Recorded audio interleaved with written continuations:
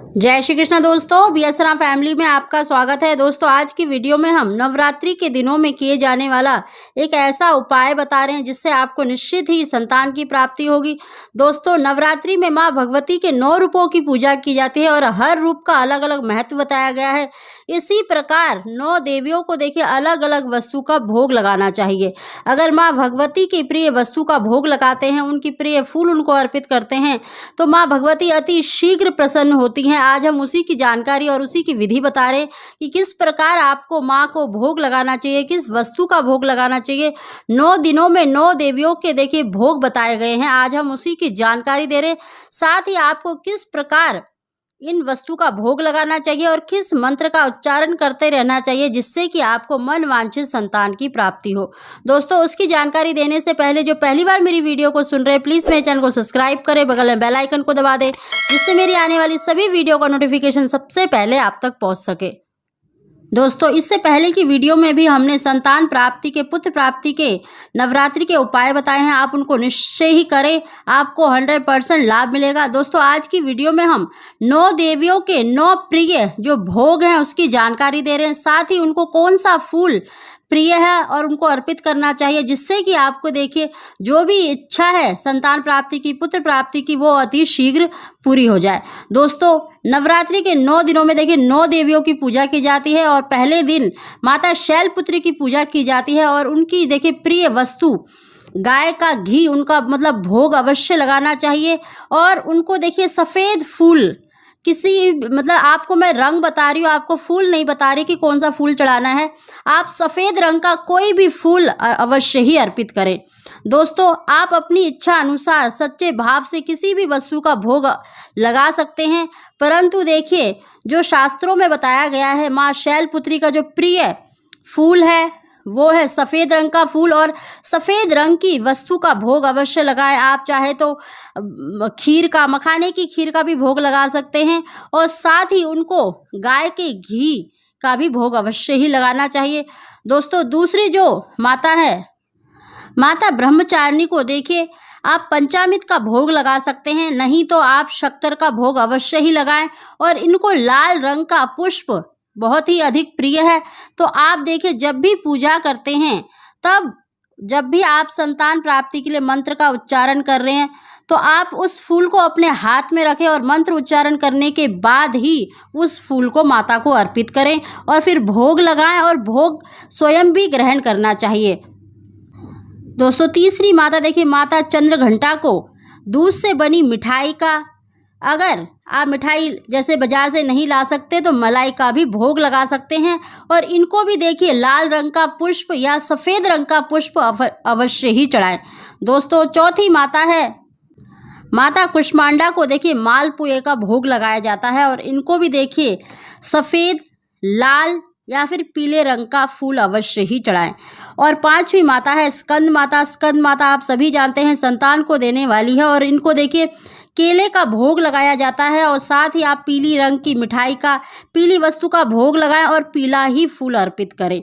और दोस्तों 6ठी माता है देखिए कात्यायनी माता। कात्यायनी माता भी देखिए संतान की दीर्घायु को देने वाली है, तो आप इनको देखिए शहद का भोग अवश्य ही लगाएं। और इनको देखिए गेंदे का फूल अति प्रिय है, यानी पीले रंग का फूल आप इनको अर्पित करें। दोस्तों 7वीं माता है कालरात्रि।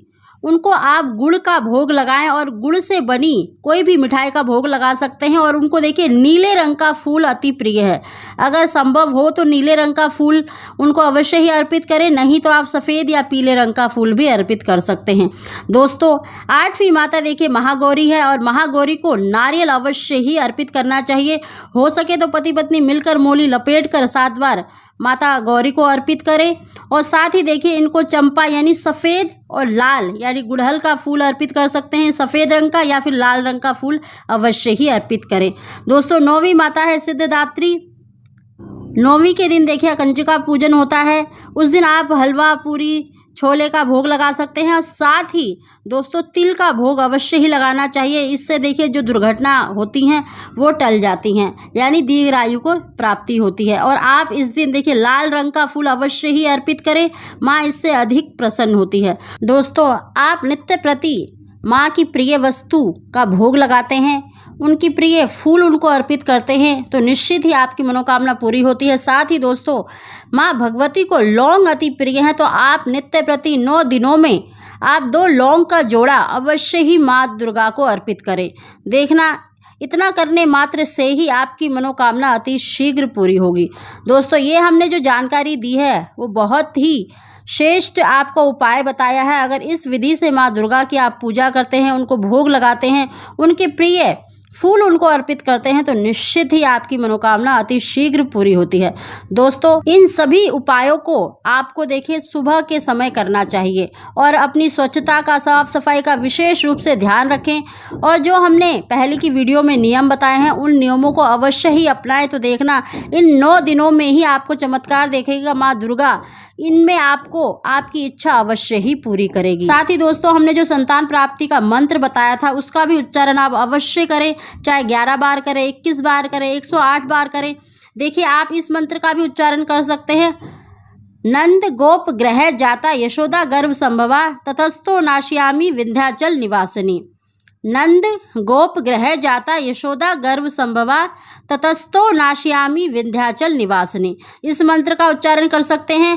अगर आपकी कोई भी मनोकामना है तो आप माँ दुर्गा के बीज मंत्र का उच्चारण अवश्य ही करें। ओम दुंग दुर्गाय नमः, ओम दुंग दुर्गाय नमः, इस मंत्र का उच्चारण कर सकते हैं। साथ ही दोस्तों, आप संतान गोपाल मंत्र का भी उच्चारण कर सकते हैं संतान प्राप्ति के लिए। और जब आप इस मंत्र का उच्चारण कर रहे हैं तो आप उस पुष्प को, जो फूल माँ दुर्गा को अर्पित कर रहे हैं, आप वो अपने हाथ में रखकर मंत्रों का उच्चारण करने के बाद ही माता को अर्पित करें और फिर भोग लगाएं और भोग स्वयं भी अवश्य ही ग्रहण करें। परिवार के सभी सदस्य ग्रहण करें, पति पत्नी तो अवश्य ही उस भोग को ग्रहण करें। दोस्तों, आप संतान गोपाल मंत्र का भी उच्चारण कर सकते हैं। देवकी सुत गोविंद वासुदेव जगतपते देहि मैं तनेयम कृष्ण त्वाहम शरणम गतः।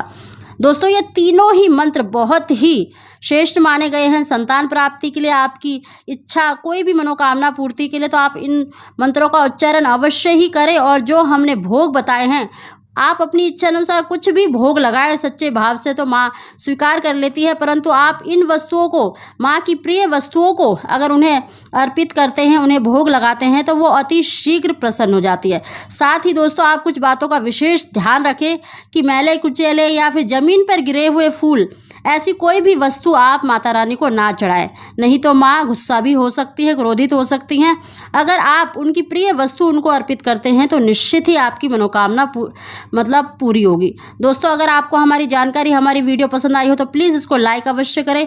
आप सभी को जय श्री कृष्णा।